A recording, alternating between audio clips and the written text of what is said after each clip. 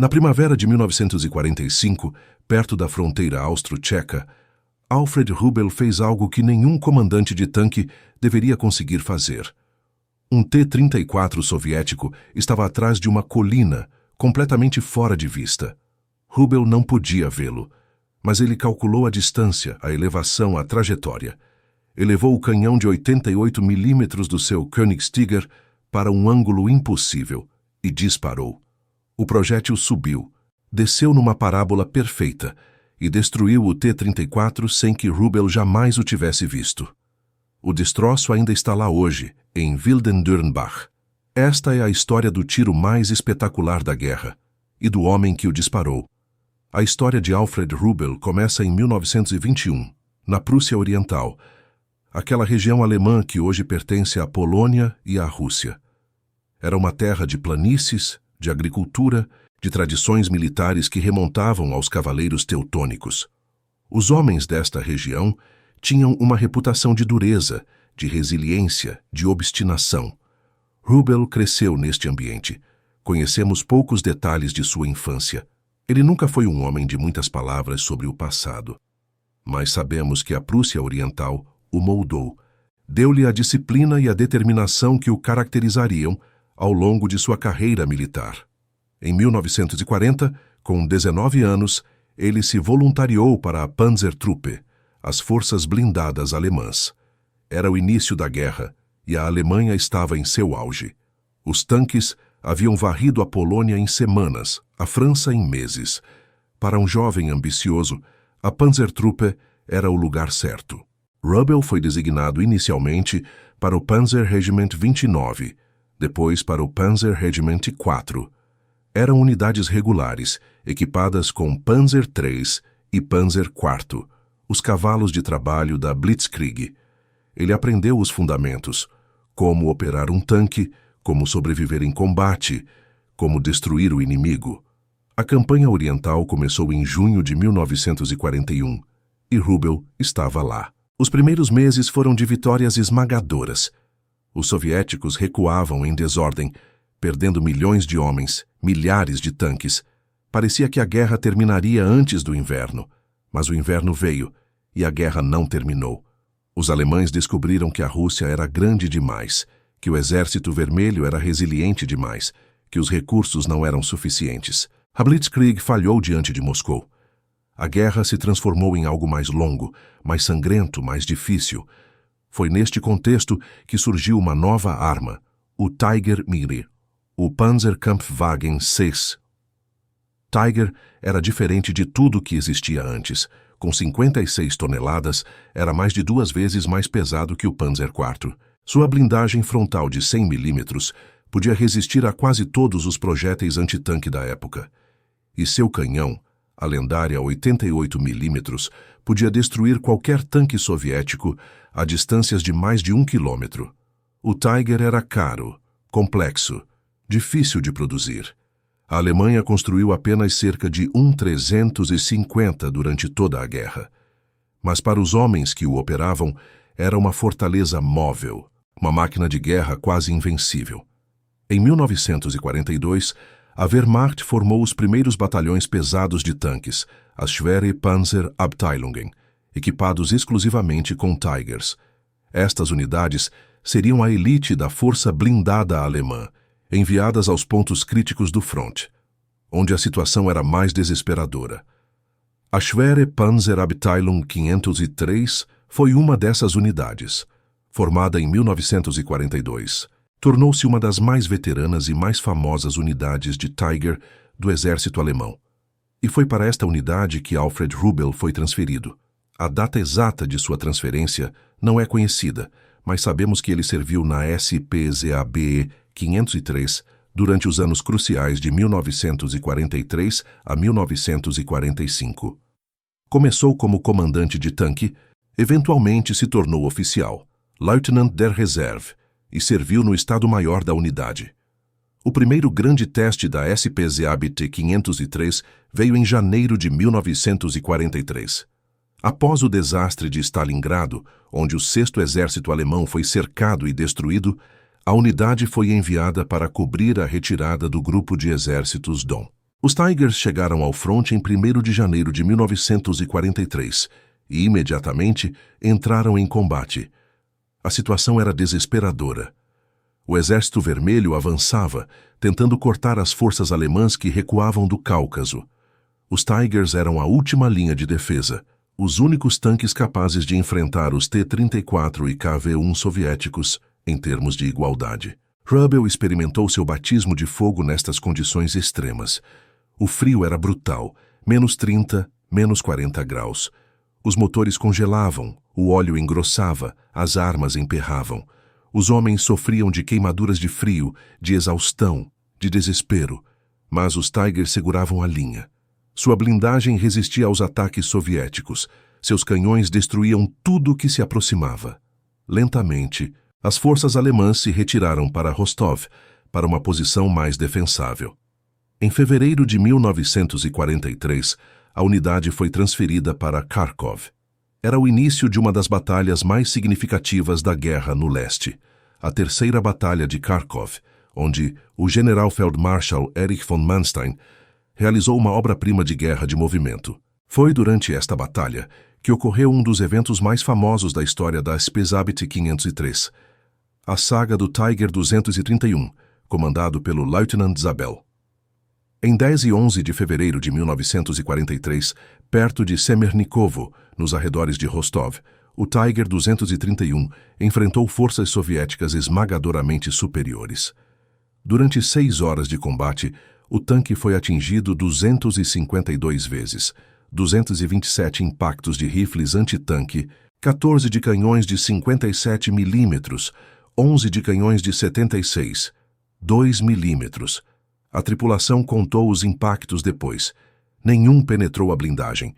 O sistema de rotação da torre falhou temporariamente. O canhão foi danificado. A suspensão foi quase destruída. 2 eixos de torção quebraram. O motor pegou fogo, mas o sistema de extinção funcionou. E ainda assim, o Tiger 231 recuou 60 quilômetros por conta própria, levando sua tripulação ilesa de volta às linhas alemãs. Era a prova viva da superioridade do Tiger. Rubel não estava no Tiger 231. Ele comandava outro tanque, talvez o Tiger 100, com o qual foi fotografado mais tarde. Mas ele testemunhou este combate, viu o que o Tiger podia fazer, aprendeu com a experiência. A Batalha de Kharkov foi um sucesso alemão. Manstein destruiu várias divisões soviéticas e recapturou a cidade. Mas foi uma vitória temporária. O Exército Vermelho era simplesmente grande demais para ser derrotado de forma decisiva. Em julho de 1943, veio a Operação Cidadela, o último grande ataque alemão no leste. O objetivo era eliminar o saliente de Kursk, uma protuberância de 150 por 100 quilômetros nas linhas soviéticas. Se os alemães conseguissem, poderiam encurtar sua linha de frente e liberar tropas para outras frentes. Mas os soviéticos sabiam que o ataque estava vindo. Seus espiões haviam penetrado o alto comando alemão. Durante meses construíram defesas em profundidade, campos minados, trincheiras antitanque, posições de artilharia. Quando o ataque começou em 5 de julho, os alemães encontraram a defesa mais formidável que já haviam enfrentado. A Spezabit 503 estava no flanco sul, sob o comando do 3º Corpo Panzer. 4 dias antes do início da operação, o batalhão reportou que 42 de seus 45 Tigers estavam operacionais. Era uma taxa impressionante para uma máquina tão complexa. Os Tigers lideraram o ataque, abrindo caminho através das defesas soviéticas. Seu canhão de 88 milímetros podia destruir qualquer tanque soviético a longa distância. Sua blindagem resistia a quase tudo que os soviéticos tinham. Rubel lutou em Kursk. Viu os campos de batalha cobertos de tanques destruídos, as colunas de fumaça subindo no ar quente do verão. Destruiu tanques soviéticos, talvez muitos. Os números exatos são impossíveis de confirmar. Como ele próprio admitiria mais tarde, a unidade não contava os tanques destruídos nem os atribuía a comandantes individuais. A Spezabit 503 destruiu aproximadamente 72 tanques soviéticos durante Cidadela, perdendo apenas 4 Tigers em combate. Uma taxa de destruição de 18-1. Era impressionante, mas não era suficiente. Os soviéticos tinham tanques demais, homens demais, vontade demais. A operação foi cancelada em 17 de julho. Os alemães não haviam conseguido eliminar o saliente, e agora os soviéticos contra-atacavam, empurrando os alemães de volta. Os meses seguintes foram de recuo contínuo. Kursk foi seguido por uma série de derrotas alemãs. O Exército Vermelho liberou Kharkov definitivamente em agosto, cruzou o Dnieper em outubro, avançou para a Ucrânia Ocidental no inverno. Em janeiro e fevereiro de 1944, a SP-Zeabit 503 participou de uma das operações de resgate mais dramáticas da guerra, a tentativa de libertar o Kessel de Cherkassy, onde 60 soldados alemães estavam cercados. Os Tigers foram essenciais nesta operação. Eles abriram caminho através das linhas soviéticas, criando um corredor por onde os cercados puderam escapar. Mas o custo foi alto. A SP-Zeabit 503 perdeu vários tanques e muitos homens ficaram feridos ou mortos. Rubel sobreviveu. Continuou lutando, acumulando experiência, desenvolvendo as habilidades que o tornaram um dos comandantes de tanque mais eficazes da unidade. Em 1944, a SP-Zeabit 503 recebeu um novo equipamento, o Königstiger, ou Tiger II. Era ainda maior que o Tiger I, com 70 toneladas. Sua blindagem frontal de 150 milímetros era praticamente impenetrável. Seu canhão de 88 milímetros, uma versão mais longa e mais potente, podia destruir qualquer tanque a distâncias absurdas. Mas o Königstiger tinha problemas. Era pesado demais para muitas pontes. Seu motor era subdimensionado, causando problemas de transmissão. Consumia quantidades enormes de combustível, que estava cada vez mais escasso. E era ainda mais complexo de manter do que o Tiger I. Rubel aprendeu a operar esta nova máquina. Aprendeu suas forças, a blindagem impenetrável, o canhão devastador. Aprendeu suas fraquezas, a falta de mobilidade, os problemas mecânicos. Adaptou suas táticas para maximizar as primeiras e minimizar as segundas. No verão de 1944, a unidade foi transferida para a Normandia. Os aliados haviam desembarcado em 6 de junho e agora avançavam pela França. Os Tigers foram enviados para tentar detê-los, mas a Normandia era um terreno difícil para os Tigers. As cercas vivas, as estradas estreitas, as colinas ondulantes, tudo favorecia a defesa, mas também limitava a mobilidade dos tanques pesados. Que os aliados tinham superioridade aérea absoluta. Qualquer tanque que se movesse durante o dia arriscava ser destruído por caças-bombardeiros. A SP-Zeabit 503 lutou na Normandia, mas sofreu pesadas perdas, não apenas em combate, mas também por problemas mecânicos e ataques aéreos. Quando a frente normanda colapsou em agosto, a unidade recuou para a Alemanha com apenas uma fração de sua força original. O outono e o inverno de 1944 foram tempos desesperados. A Alemanha estava cercada, soviéticos no leste, americanos e britânicos no oeste. Os recursos se esgotavam, o combustível era escasso, os tanques de reposição não chegavam. A SP-Zeabit 503 foi enviada para a Hungria para defender o que restava do Império Alemão no sudeste da Europa. Os soviéticos avançavam e apenas os Tigers podiam retardá-los. Rubel lutou nestas batalhas finais, destruiu mais tanques soviéticos, adicionou mais vitórias à sua contagem. Mas ele sabia, como todos sabiam, que o fim estava próximo. Na primavera de 1945, a unidade recuou para a Áustria. Os soviéticos os perseguiam, os aliados ocidentais se aproximavam. A Alemanha estava sendo esmagada entre duas forças imbatíveis. Foi neste contexto que ocorreu o tiro mais espetacular da guerra. Perto de Wilden-Dürnbach, uma pequena cidade na fronteira austro-tcheca, Rubel enfrentou um T-34 soviético. Mas havia um problema. O tanque inimigo estava atrás de uma colina completamente fora de vista. Rubel não podia vê-lo diretamente. Para qualquer comandante de tanque normal, Isso significaria esperar, manobrar, encontrar um ângulo diferente. Os tanques não eram projetados para tiro indireto.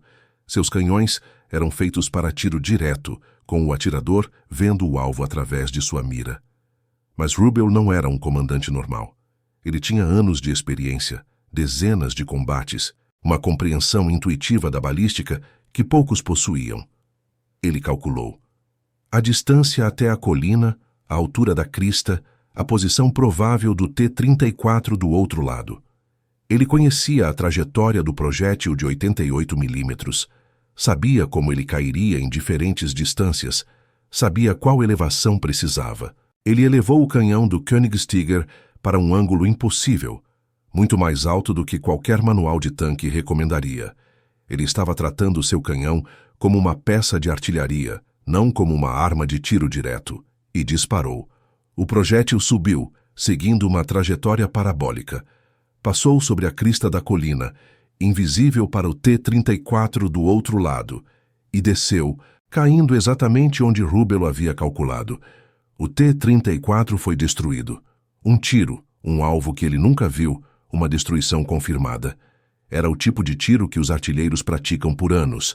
Era o tipo de tiro que requer observadores avançados, mapas detalhados, cálculos complexos. E Rubel o fez de cabeça em combate sob pressão. O destroço do T-34 permanece em Wildendürmbach até hoje. É um testemunho silencioso do tiro mais espetacular da guerra de tanques. Mas mesmo tiros impossíveis não podiam salvar a Alemanha.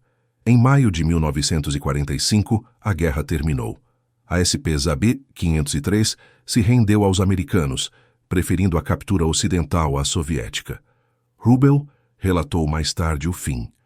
Eu abandonei meu Koenigsegger, número de torre terceira, a oeste de Brünn. Após um breve tiroteio com guerrilheiros tchecos na ponte do Moldau, que tentaram nos parar, e no terreno montanhoso cada vez mais difícil da floresta da Boêmia, uma ponte leve impediu o uso de nossa blindagem pesada. Por isso, deixamos nosso tanque cair num desfiladeiro. Era um fim inglório para uma máquina tão poderosa, mas era melhor do que deixá-la cair nas mãos inimigas. Rubel passou os anos seguintes como prisioneiro de guerra. A duração exata de seu cativeiro não é conhecida, mas sabemos que ele sobreviveu e eventualmente retornou à Alemanha. Se você ainda não se inscreveu neste canal, faça isso agora. Publicamos diariamente novas histórias documentadas de guerra. O pós-guerra foi difícil para os veteranos alemães. Eles haviam lutado por um regime que cometera crimes horríveis. Muitos preferiam não falar de suas experiências. Não queriam ser associados ao passado. Entre 1946 e 1956, Rubel trabalhou na agricultura. Era uma vida completamente diferente. Em vez de comandar tanques, ele cultivava a terra. Mas era uma vida de paz, algo que ele não conhecia há anos. Em 1956, tudo mudou novamente. A República Federal da Alemanha criou sua nova força armada, a Bundeswehr, e precisava de oficiais experientes para treiná-la. Rubel se juntou à Bundeswehr e retornou às forças blindadas. Sua experiência de guerra era inestimável. Ele conhecia tanques como poucos. Havia lutado em condições que a maioria dos soldados nunca enfrentaria. Ele podia ensinar os jovens recrutas o que os livros não podiam. Ele serviu na Bundeswehr por 22 anos, de 1956 a 1978. Ocupou posições de comando, de treinamento, de educação. Subiu na hierarquia, eventualmente alcançando o posto de Oberstleutnant, tenente-coronel. Era uma carreira respeitável, uma redenção de certa forma. Após sua aposentadoria em 1978, ele continuou ativo em tecnologia militar e fez algo que poucos veteranos fazem. Ele escreveu sobre suas experiências. Junto com Franz Wilhelm Lockmann e Richard Freiherr von Rosen, também veteranos da SP-Zeabt 503, Rubel escreveu A História de Combate do Batalhão Alemão de Tanques Tiger 503 na Segunda Guerra Mundial. O livro foi publicado e se tornou uma referência sobre a unidade. O prefácio do livro é revelador. Rubel admite que algumas ocorrências periféricas podem não ter sido conhecidas.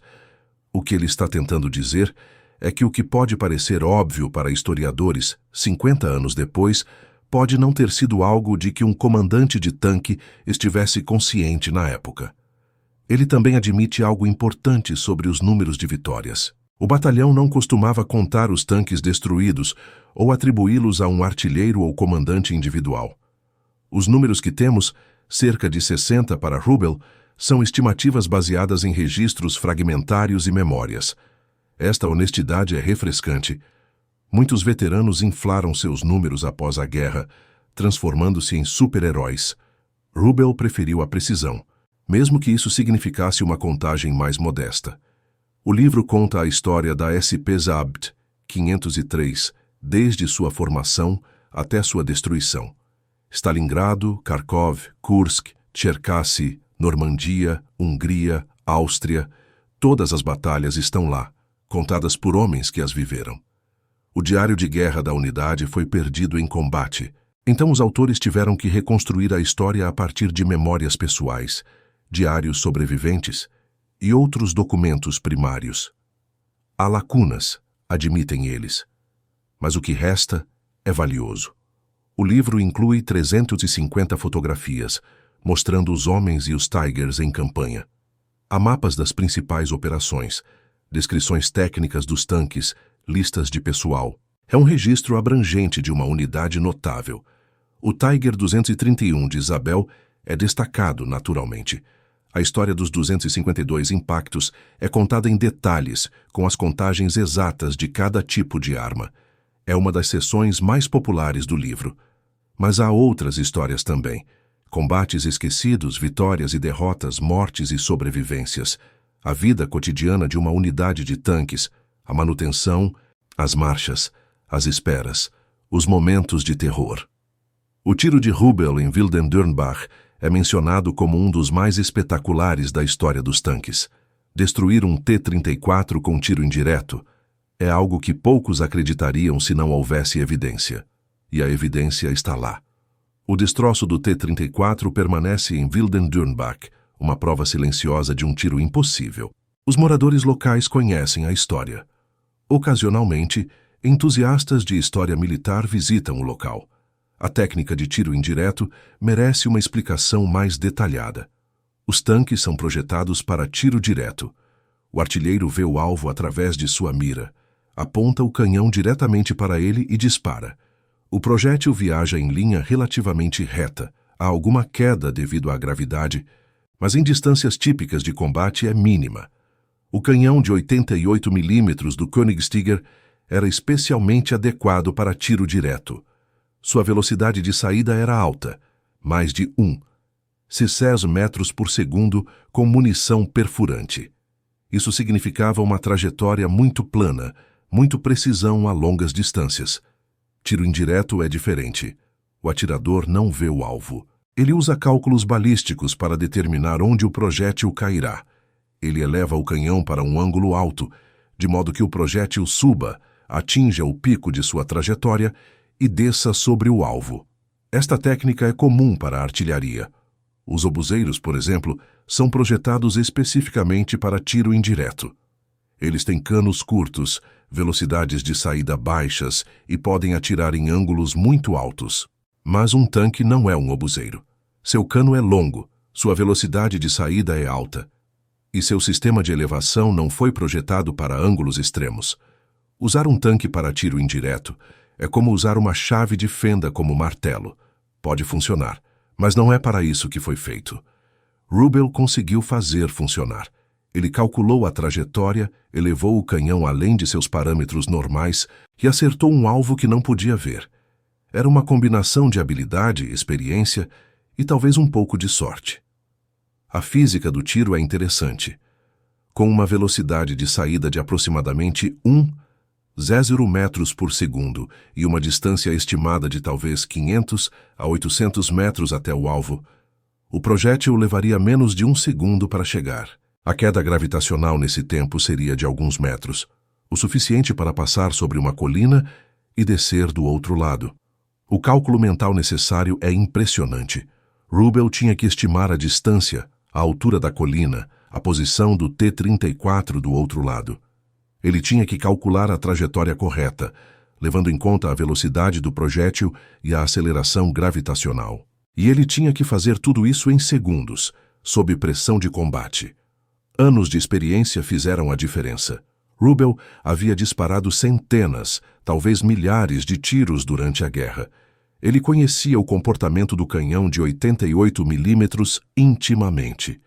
Podia prever onde o projétil cairia com base na elevação e na distância. É o tipo de conhecimento intuitivo que vem apenas com a prática extensiva. Um novato nunca conseguiria. Mas Rubel não era novato. Era um veterano de anos de combate, um mestre de seu ofício. A SP-Zabt 503 produziu alguns dos maiores ases de tanque da guerra. O mais famoso era Kurt Knispel, creditado com 168 destruições confirmadas, o maior número de qualquer tanquista da história. Knispel era um homem incomum. Usava cabelo longo e barba contra os regulamentos, e uma vez defendeu um prisioneiro de guerra soviético contra maus tratos.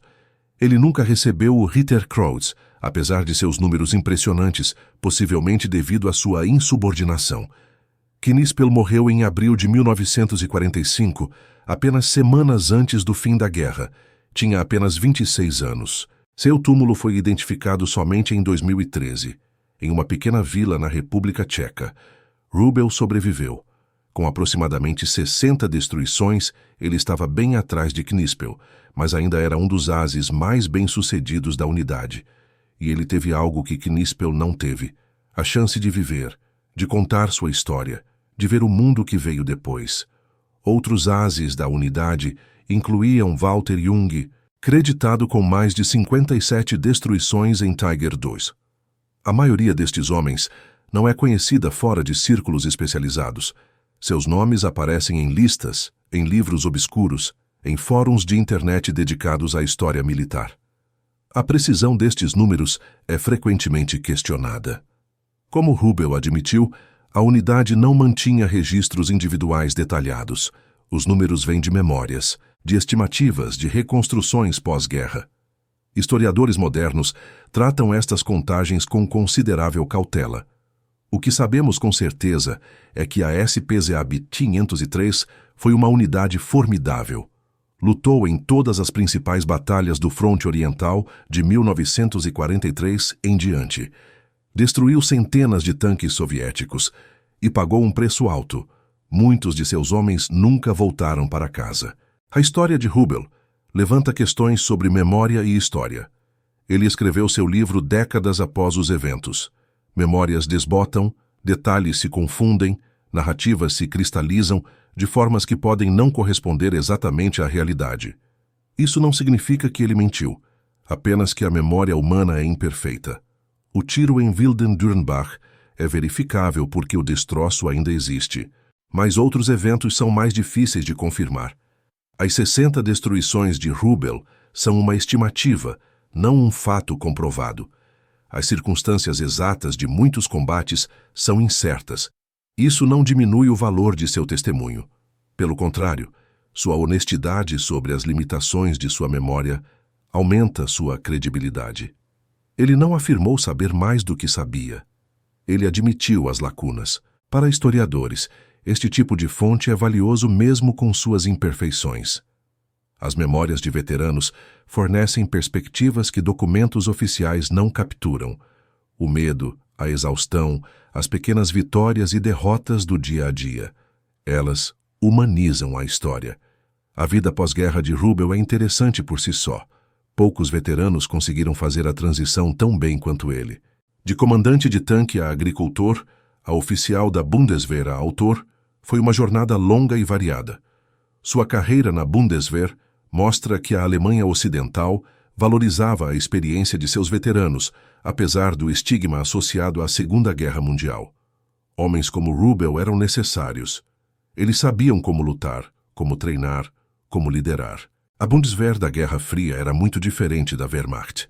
Era uma força defensiva, integrada à OTAN, comprometida com valores democráticos, mas as habilidades táticas eram as mesmas. Um tanque é um tanque, não importa quem o opere. Rubel trouxe sua experiência para esta nova força. Ensinou jovens alemães a operar tanques, a trabalhar em equipe, a sobreviver em combate. Transmitiu conhecimentos que só a experiência de guerra pode proporcionar. Após sua aposentadoria, seu trabalho em tecnologia militar sugere que ele nunca perdeu o interesse por blindados. Talvez tenha consultado para fabricantes, talvez tenha escrito análises técnicas. Os detalhes não são conhecidos. O que sabemos é que ele dedicou sua vida a duas coisas: tanques e a verdade sobre tanques. Seu serviço militar cobriu mais de 40 anos, da Wehrmacht à Bundeswehr. Seu livro preservou a história de sua unidade para as gerações futuras. A Schwere Panzerabteilung 503 merece um lugar na história. Foi uma das unidades mais veteranas e mais bem-sucedidas da Força de Tanques alemã. Lutou em quase todas as principais batalhas do Fronte Oriental de 1943 a 1945. Produziu alguns dos maiores ases de tanque da guerra. Sua história é também a história do Tiger, tanto o Tiger Metro quanto o Königstiger. Estes tanques eram armas formidáveis, capazes de dominar o campo de batalha quando usados corretamente. Mas eram também símbolos das limitações alemãs. Muito poucos, muito complexos, muito exigentes em recursos. A unidade começou com 45 Tigers. No final da guerra, tinha perdido dezenas de tanques, centenas de homens. Alguns foram destruídos em combate, outros por problemas mecânicos, outros abandonados por falta de combustível. Os sobreviventes, como Rubel, carregaram as memórias por toda a vida. Alguns nunca falaram de suas experiências. Outros, como ele, escolheram escrever, preservar, transmitir. Se você ainda não se inscreveu neste canal, faça isso agora. Publicamos diariamente novas histórias documentadas de guerra. A questão moral não pode ser evitada. Rubel lutou pela Alemanha nazista. Sua unidade fazia parte de uma máquina de guerra que conquistou, destruiu e matou em uma escala sem precedentes. O regime que ele serviu cometeu alguns dos maiores crimes da história. Rubel pessoalmente cometeu crimes? Não há evidência disso. Ele era um comandante de tanque, lutando contra forças militares inimigas. Destruía tanques, não massacrava civis. Havia uma diferença. Mas ele serviu um sistema que permitiu esses crimes. Cada tanque soviético que ele destruiu ajudou a prolongar a guerra, a atrasar a libertação dos campos de concentração, a permitir mais mortes. Esta é a tragédia de todos os soldados alemães da Segunda Guerra Mundial. Muitos eram homens decentes, presos em circunstâncias que não escolheram. Eles lutaram por seu país, por seus camaradas, por sua sobrevivência. E ao fazer isso, serviram a uma causa que a história condenou. Rubel nunca se pronunciou publicamente sobre estas questões. Seu livro foca em aspectos técnicos e táticos, não em política ou ideologia. Talvez ele preferisse não discutir assuntos tão dolorosos. Talvez não soubesse o que dizer. A maioria dos veteranos alemães adotou uma postura similar. Eles falavam de combates, de camaradas, de tanques e aviões. Raramente falavam do contexto maior, do regime que serviam, das consequências de suas ações. Isso não significa que eram todos nazistas convictos. A maioria não era. Mas também não eram resistentes ativos. Eram soldados fazendo seu trabalho, seguindo ordens, sobrevivendo. Hoje, podemos julgar isso como covardia moral. Mas colocados na mesma situação, quantos de nós teríamos agido diferente? É fácil ser corajoso de longe. Difícil quando sua vida está em jogo. A história de Rubel não oferece respostas fáceis. Ele era um homem habilidoso, um soldado competente, um sobrevivente. Ele fez coisas impressionantes em circunstâncias terríveis, e ele serviu uma causa que estava fundamentalmente errada. Essas verdades coexistem desconfortavelmente. Podemos admirar sua habilidade sem aprovar sua causa. Podemos reconhecer sua humanidade sem absolver sua participação. É assim que a história deveria ser tratada, com nuance, com complexidade, sem simplificações convenientes. O legado técnico de Rubel é mais fácil de avaliar. Ele era, sem dúvida, um excelente comandante de tanque. Suas aproximadamente 60 destruições, mesmo que sejam estimativas, o colocam entre os melhores. Sua sobrevivência através de anos de combate intenso Demonstra habilidade e talvez um pouco de sorte. O tiro de Wilden-Dürnbach é a prova definitiva de sua maestria. Destruir um alvo invisível com tiro indireto é algo que poucos tentariam e menos ainda conseguiriam. Requer uma compreensão profunda da balística, uma confiança em seu próprio julgamento e a calma para executar sob pressão. Sua transição para a Bundeswehr mostra que essas habilidades eram transferíveis. Ele não era apenas um produto de seu tempo. Era um profissional militar cujas capacidades transcendiam o contexto específico da Segunda Guerra Mundial. Seu livro é sua contribuição mais duradoura. As memórias de veteranos são fontes primárias inestimáveis. Elas preservam experiências que de outra forma seriam perdidas. A história de combate do Batalhão 503 continuará sendo consultada por historiadores muito depois que todos os que lutaram estejam mortos. O Tiger como arma merece reflexão final. Era, sem dúvida, um tanque formidável. Sua blindagem e seu canhão eram superiores a quase tudo que os aliados tinham. Em combate individual, o Tiger quase sempre vencia. Mas a guerra não é decidida em combates individuais. É decidida pela produção, pela logística, pela estratégia. E nestas áreas, o Tiger era um fracasso. A Alemanha construiu cerca de 350 Tiger I e 490 Tiger II.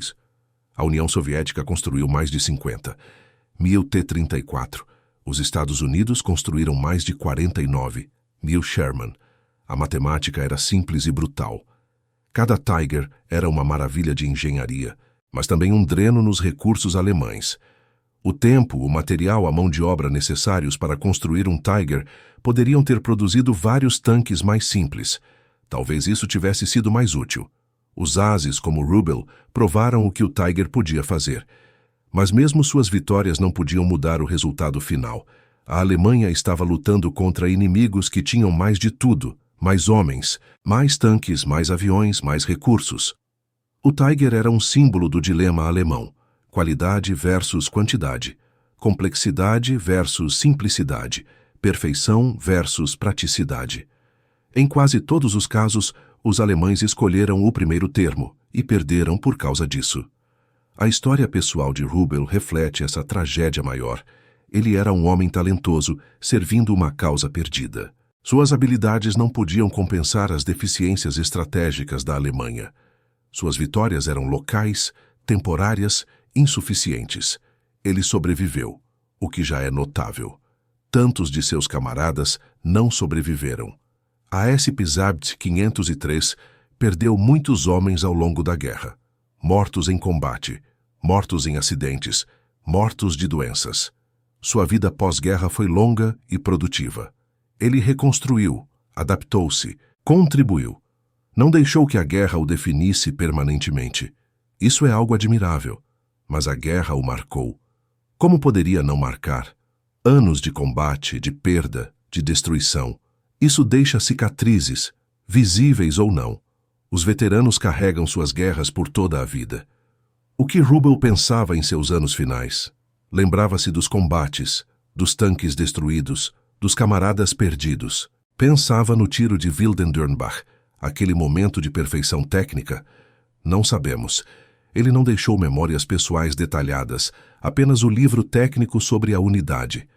Sua vida interior permanece um mistério. Talvez seja melhor assim. A história não precisa conhecer cada pensamento de cada pessoa. Algumas coisas são privadas, pessoais, não destinadas ao público. O que temos é suficiente. A história de um homem que lutou, sobreviveu e deixou um registro. A história de um tiro impossível que ainda pode ser visto hoje. A história de uma unidade que lutou até o fim.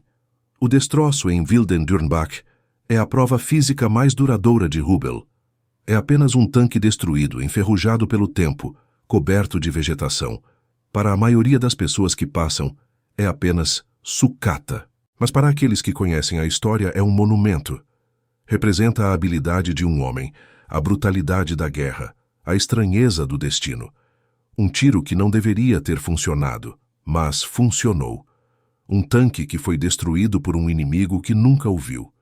O tempo eventualmente consumirá o destroço. O ferro enferruja, o metal se desintegra. Em algumas décadas, talvez séculos, não restará nada físico para ver.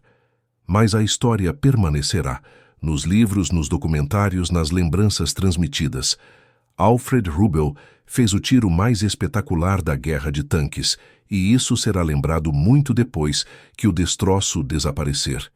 Considerações finais sobre a natureza da guerra de tanques. A Segunda Guerra Mundial foi a era dourada dos tanques. Nunca antes ou depois, eles desempenharam um papel tão central em conflitos. As batalhas de tanques de Kursk, das Ardenas, do norte da África, foram algumas das maiores da história. Os homens que comandavam esses tanques eram uma raça especial. Tinham que combinar habilidade técnica com coragem física. Tinham que tomar decisões em frações de segundo que determinavam vida ou morte. Tinham que confiar em suas tripulações e em suas máquinas. Rubel era um desses homens. Seu tiro em Wilden-Dürnbach captura a essência do que tornava um grande comandante de tanque. O conhecimento profundo de sua arma, a capacidade de improvisar, a confiança para tentar o impossível. Mas a guerra de tanques também era brutal. Os tanques atingidos frequentemente explodiam, incinerando suas tripulações. Escapar de um tanque em chamas era difícil. Sobreviver a queimaduras severas era pior. Muitos preferiam a morte à mutilação. Rubel viu isso certamente. Viu tanques de camaradas explodirem, viu homens morrerem de formas terríveis. Isso deve ter deixado marcas mesmo que ele não falasse sobre elas. A guerra não é glória, é destruição, morte, sofrimento. Os tiros espetaculares são momentos raros em um mar de horror. Lembrá-los não deve obscurecer a realidade maior. Esta documentação tentou contar a história de Alfred Rubel com honestidade. Reconhecemos sua habilidade sem celebrá-la criticamente. Contamos seus sucessos sem ignorar o contexto. Descrevemos o tiro impossível, sem esquecer as circunstâncias que o tornaram necessário. A história não é simples. Os heróis de um lado são vilões do outro. As habilidades admiráveis servem causas questionáveis. As vidas individuais são consumidas por forças maiores que não controlam. Rubel era um homem em uma guerra. Fez o que pôde, sobreviveu quando muitos não sobreviveram. Deixou um registro para a posteridade. Isso é tudo que qualquer um pode fazer. O tiro de Wilden-Dürnbach permanece como seu monumento. Um momento de perfeição técnica em meio ao caos. Uma prova de que, mesmo nas piores circunstâncias, a habilidade humana pode realizar o impossível. Alfred Rubel, nascido em 1921, na Prússia Oriental. Comandante de tanque da Schwerpanzerabteilung 503, aproximadamente 60 destruições de tanques. Autor de um dos mais importantes livros sobre a guerra de blindados, Oberstleutnant da Bundeswehr, e o homem que fez o tiro mais espetacular da história da guerra de tanques. Seu destroço ainda está em Wilden-Dürnbach. Vá vê-lo se puder. É a história que você pode tocar. Quellen, World War Photos, Info, The Tiger Project Dale Ritter, The Combat History of German Tiger Tank Battalion 503, Lochmann Rubel von Rosen, Wikipedia 503rd Heavy Panzer Battalion Missing Lynx, Com, Amazon Simon & Schuster. Diese Dokumentation basiert auf verifizierten historischen Quellen. Wir ehren das Andenken aller Gefallenen, aller Nationen. A evolução técnica do Tiger merece uma análise mais profunda. Quando o Tiger I entrou em serviço em 1942, era a máquina de guerra mais avançada do mundo. Sua blindagem de 100 mm na frente era virtualmente impenetrável pelos canhões antitanque padrão da época. Seu canhão de 88 mm, derivado do famoso Flak 88, podia penetrar qualquer tanque aliado a distâncias de mais de 1 quilômetro. Mas o Tiger tinha seus problemas. Pesava 56 toneladas, o que significava que muitas pontes não podiam suportá-lo. Seu motor Maybach, de 700 cavalos, estava no limite, resultando em problemas frequentes de transmissão e superaquecimento. Consumia quantidades absurdas de combustível, cerca de 450 litros para cada 100 quilômetros em estrada, e muito mais em terreno. A manutenção era um pesadelo. As peças eram complexas, a tolerância era precisa, os mecânicos precisavam de treinamento especial. Um Tiger que quebrava em território inimigo era frequentemente abandonado, Era mais fácil do que tentar rebocá-lo. Rubel conhecia todas essas limitações. Anos de operação lhe ensinaram como compensar as fraquezas do Tiger. Ele sabia quando forçar a máquina e quando recuar. Sabia quais terrenos evitar, quais engajamentos aceitar. A transição para o Koenigsegg em 1944 trouxe novos desafios. O Tiger II era ainda maior, 70 toneladas, e ainda mais complexo. Sua blindagem frontal de 150 milímetros era praticamente impenetrável, mas o peso adicional sobrecarregava ainda mais a transmissão. Os primeiros Koenigsegg tinham uma torre diferente, a torre de Porsche, com frente curva. Rubel pode ter operado um desses antes da mudança para a torre de Henschel, com frente angular que se tornou padrão. O canhão de 88 mm L71 do Koenigsegg era uma arma formidável. Mais longo que o do Tiger I, tinha velocidade de saída ainda maior e penetração ainda melhor. A longas distâncias, nenhum tanque aliado estava seguro. Mas a guerra de tanques não se decide apenas pelo hardware. O treinamento, a tática, a liderança são igualmente importantes. E nestas áreas a Alemanha estava perdendo terreno. Os tripulantes experientes morriam mais rápido do que podiam ser substituídos. Os novos recrutas tinham menos treinamento, menos experiência, menos tempo para aprender. A qualidade média das tripulações de tanques alemãs declinou ao longo da guerra. Rubel era uma exceção. Ele havia sobrevivido desde 1941, acumulando experiência que poucos tinham. Cada combate o tornava mais capaz, mais eficiente, mais mortal.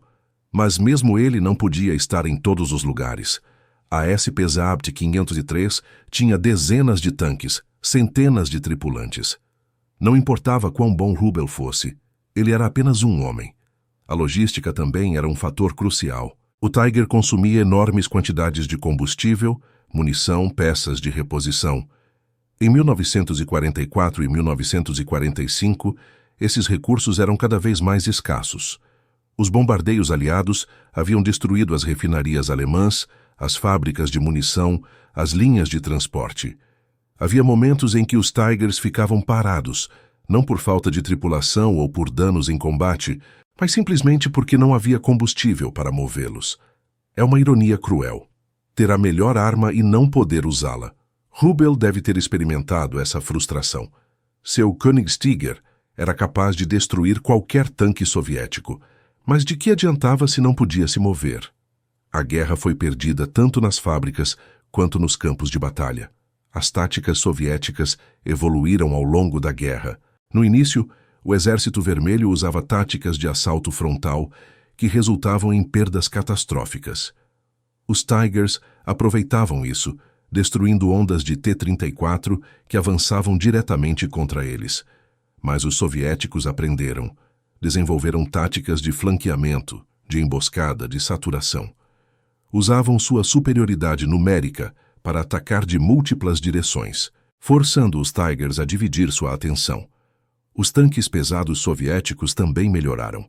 O IS-2, com seu canhão de 122 mm, era capaz de penetrar a blindagem do Tiger a distâncias médias. O Su-100, com seu canhão de 100 mm, era uma ameaça séria. Os combates de 1945 eram muito diferentes dos de 1943. Os soviéticos eram mais experientes, mais bem equipados, mais bem liderados. Os alemães estavam na defensiva, recuando, lutando apenas para sobreviver. Rubel adaptou suas táticas. Usou a blindagem superior do Koenigsegg para emboscadas, esperando que os soviéticos se aproximassem antes de abrir fogo. Evitou engajamentos abertos, onde a superioridade numérica soviética seria decisiva. O tiro de Wilden-Dürnbach pode ter sido resultado desta adaptação. Incapaz de enfrentar o T-34 diretamente, Rubel encontrou uma solução criativa: destruí-lo sem vê-lo. A mentalidade de um comandante de tanque é fascinante. Dentro de um tanque, você está isolado do mundo exterior. Vê através de periscópios, ouve através de rádio, sente através das vibrações da máquina. É uma experiência claustrofóbica, mas também protetora. O tanque é sua casa, sua fortaleza, sua arma. Você conhece cada som que ele faz, cada peculiaridade de seu comportamento. Você confia nele com sua vida, mas também sabe que pode se tornar sua tumba. Um tiro bem colocado, uma mina, uma granada de mão. Qualquer coisa pode transformar sua proteção em uma armadilha mortal. Os comandantes de tanque desenvolviam uma relação íntima com suas máquinas. Davam-lhes nomes, decoravam-nos com símbolos, tratavam-nos quase como seres vivos. Era uma forma de lidar com o estresse, de humanizar a guerra. Rubel comandou vários tanques ao longo da guerra, incluindo o Tiger 100, com o qual foi fotografado. Cada um tinha suas características, seus pontos fortes e fracos. Conhecê-los era essencial para a sobrevivência. A comunicação dentro do tanque era crucial. O comandante dava ordens, o artilheiro apontava, o carregador alimentava o canhão, o motorista manobrava. Eram 4 ou 5 homens trabalhando como um organismo, cada um dependente dos outros. Uma tripulação bem treinada podia disparar um tiro a cada 5 segundos. Uma tripulação mal coordenada levava muito mais tempo. A diferença podia significar vida ou morte em combate. Rubel, como comandante, tinha a responsabilidade última. Ele decidia quando atirar, quando se mover, quando recuar. Suas decisões determinavam o destino de todos a bordo. Esta responsabilidade pesava. Errar significava não apenas sua morte, mas a de seus homens. Cada decisão era potencialmente fatal. Os melhores comandantes desenvolviam uma intuição para o combate. Sabiam quando algo estava errado antes de poder articulá-lo. Sentiam o perigo antes de vê-lo. Rubel claramente tinha essa intuição. 60 destruições e sobrevivência até o fim da guerra provam isso. Ele sabia quando atacar e quando se esconder, quando avançar e quando recuar. A vida cotidiana de uma unidade de tanques era mais mundana do que as batalhas sugerem. A maior parte do tempo era gasta em manutenção. Os Tigers eram máquinas complexas, que exigiam atenção constante. Limpar o canhão, verificar a transmissão, ajustar as esteiras, eram tarefas diárias e essenciais. Depois, havia as esperas.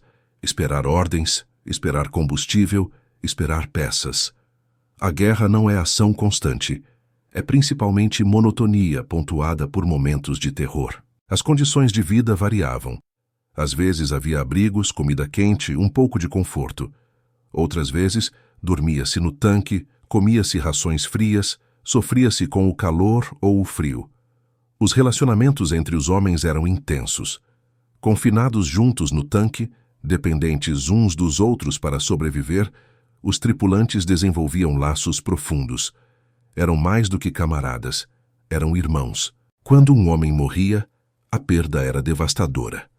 Não era apenas um soldado, era alguém que você conhecia intimamente, com quem compartilhava cada momento. A dor era pessoal e profunda. Rubel deve ter perdido muitos camaradas ao longo dos anos. A SP-Zabt 503 sofreu perdas pesadas, especialmente nos últimos meses da guerra. Cada perda deixava uma marca. Mas a guerra não permitia luto prolongado. Havia sempre outra missão, outro combate, outra ameaça. Os mortos eram enterrados quando possível e a vida continuava. Esta dureza emocional era necessária para a sobrevivência. Aqueles que não conseguiam compartimentalizar sua dor, quebravam.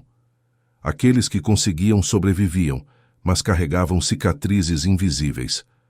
O final da guerra foi caótico. Em abril e maio de 1945, a Alemanha desmoronava. Os soviéticos avançavam do leste, os americanos e britânicos do oeste. O Reich de 1000 anos estava morrendo. Para unidades como a SP-Zabt 503, havia uma escolha a fazer: render-se aos soviéticos ou tentar alcançar as linhas ocidentais. A maioria escolheu o oeste, temendo o tratamento soviético. Rubel descreveu o fim: abandonar o Königstiger, lutar contra guerrilheiros tchecos, cruzar montanhas, destruir o tanque para evitar sua captura. Era um fim inglório para máquinas tão poderosas. A rendição foi provavelmente um alívio. Depois de anos de combate, a guerra finalmente terminara. Os sobreviventes podiam descansar, pelo menos por um tempo, mas a paz trouxe seus próprios desafios. cativeiro, interrogatórios, incerteza sobre o futuro. Os veteranos não sabiam o que os esperava no mundo pós-guerra. Rubel passou algum tempo como prisioneiro. A duração exata não é conhecida. Eventualmente foi libertado e retornou à vida civil. A Alemanha de 1945 era um país destruído. As cidades estavam em ruínas, a economia colapsada, a população desmoralizada. Reconstruir levaria décadas. Rubel escolheu a agricultura. Era uma vida simples, longe dos tanques e das batalhas. Talvez fosse o que ele precisava: paz, rotina, normalidade. Mas a chamada das armas era forte. Quando a Bundeswehr foi criada em 1956, ele retornou. Era o que ele conhecia, o que sabia fazer. Os tanques estavam em seu sangue. Sua segunda carreira militar foi bem-sucedida. Subiu na hierarquia. Alcançou o posto de Oberstleutnant. Ensinou uma nova geração de tanquistas, transmitiu sua experiência, contribuiu para a defesa da Alemanha Ocidental. Era uma redenção de certa forma. O soldado que lutara pelo Reich nazista agora servia uma democracia. As habilidades eram as mesmas, mas o contexto era completamente diferente. O livro que escreveu foi sua contribuição final. Preservou a história da SPZAB 503 para a posteridade. Garantiu que os homens que serviram e morreram não seriam esquecidos. É uma história que merece ser contada. Não porque glorifica a guerra, não glorifica. Não porque celebra o nazismo, não celebra. Mas porque preserva a memória de homens que viveram e morreram em circunstâncias extraordinárias. Alfred Rubel foi um desses homens. Sua habilidade era inegável, sua sobrevivência notável, seu legado duradouro. O tiro de Wilden-Dürnbach permanece como prova de suas capacidades, mas ele era também um homem de seu tempo, preso em forças que não controlava. Lutou uma guerra que sua nação começou, serviu um regime que cometeu crimes terríveis. Sua história é inseparável deste contexto.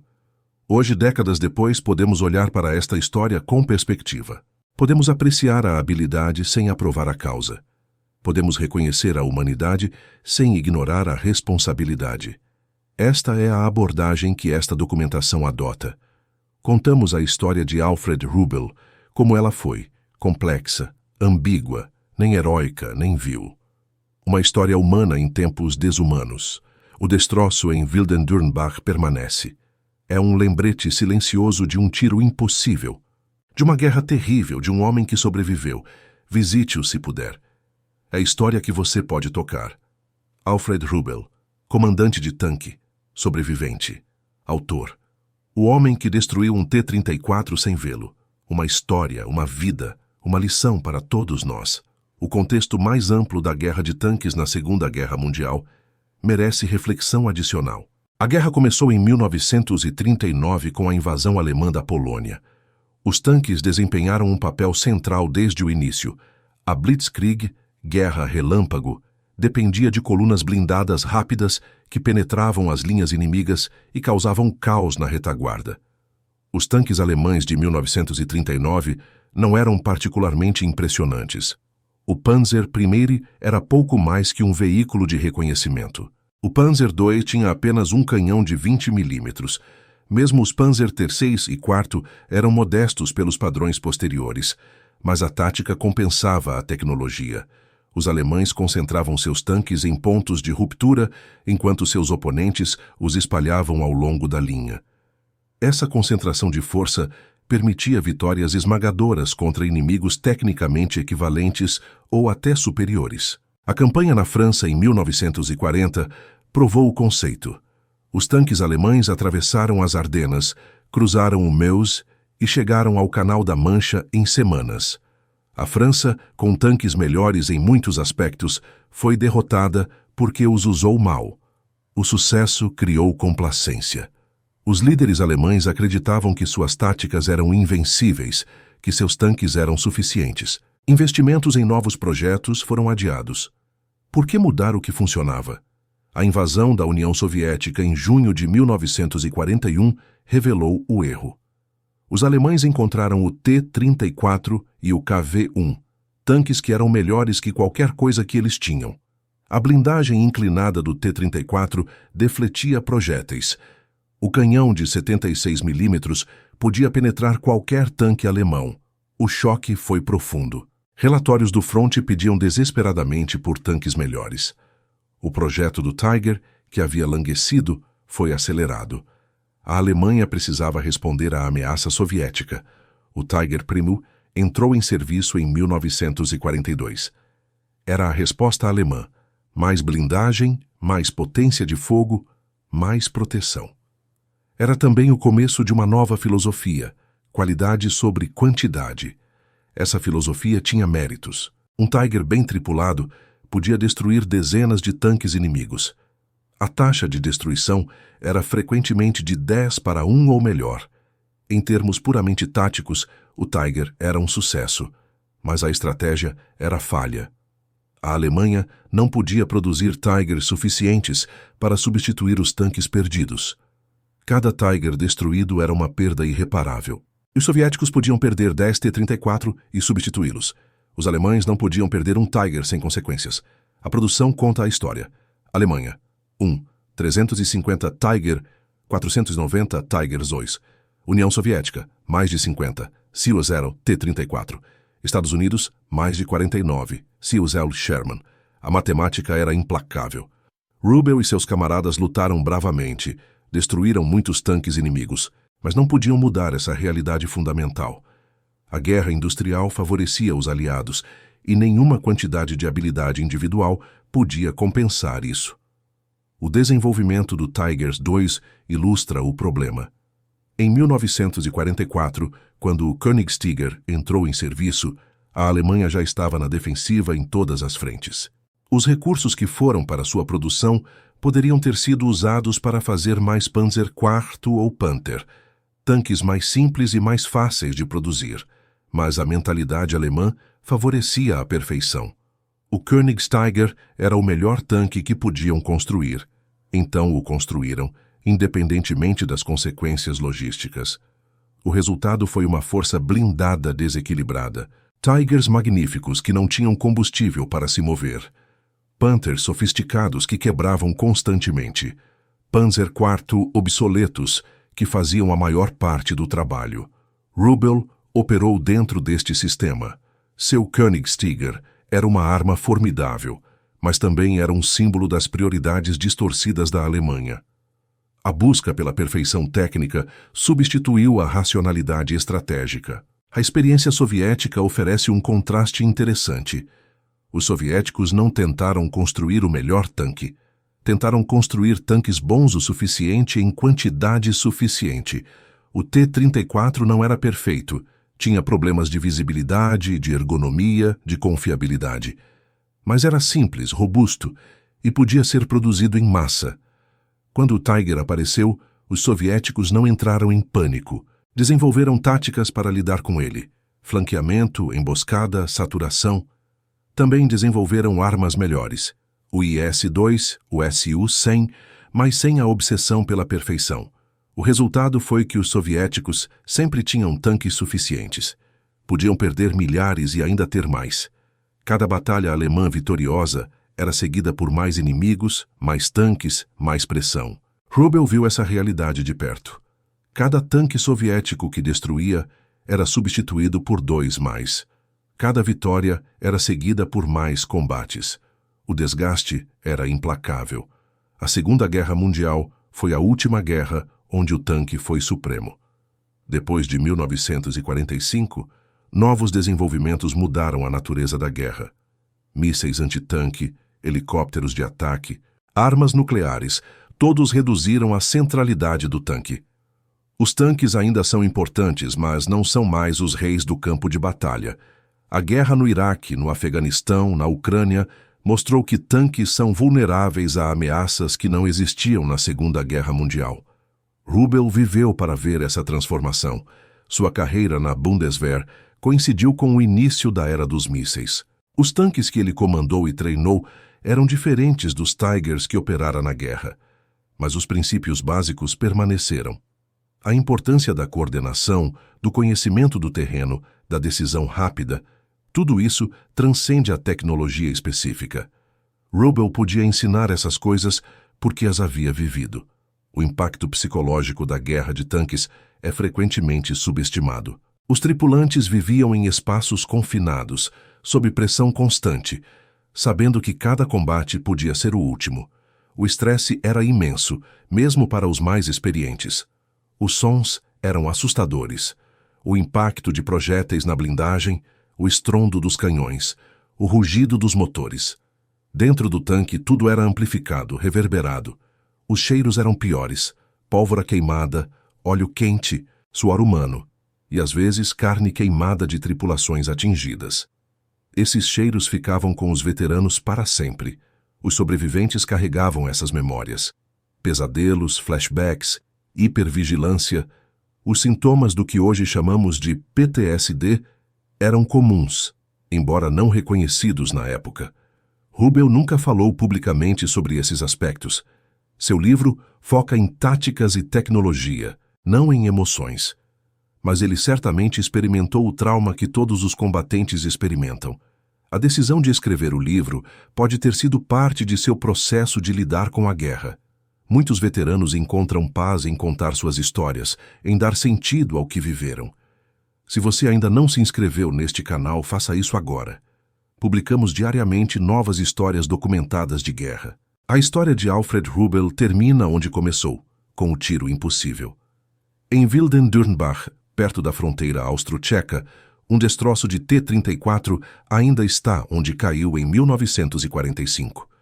É um monumento não intencional a um momento de brilhantismo técnico. Rubel nunca viu esse tanque antes de destruí-lo. Calculou sua posição, calculou a trajetória e acertou. Era o culminar de anos de experiência, de milhares de tiros disparados, de uma compreensão intuitiva da balística que poucos alcançam. O destroço é também um lembrete da brutalidade da guerra. Dentro desse T-34 estavam homens soviéticos, jovens, provavelmente com famílias esperando em casa. Eles morreram instantaneamente, atingidos por um projétil que não viram vir. A guerra não distingue. Mata habilidosos e ineptos, bravos e covardes. Rubel sobreviveu por sua habilidade e por sorte. Os tripulantes do T-34 morreram por azar, por estarem no lugar errado quando o tiro impossível caiu. Esta é a lição final da história de Rubel. A guerra é caos vestido de ordem. A habilidade ajuda, mas não garante nada. No final, todos são vulneráveis. Alfred Rubel teve uma vida longa após a guerra. Décadas de paz. Uma carreira na Bundeswehr. Um livro que preservou memórias. Ele foi um dos sortudos. Milhões não tiveram essa sorte. Alemães, soviéticos, americanos, britânicos. Todos perderam jovens em uma guerra que consumiu o mundo.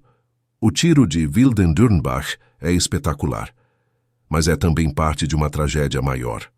Lembramos de Rubel não para glorificar a guerra, mas para entender o que ela faz às pessoas. Transforma jovens em matadores, força-os a fazer o impossível e os deixa com memórias que nunca desaparecem.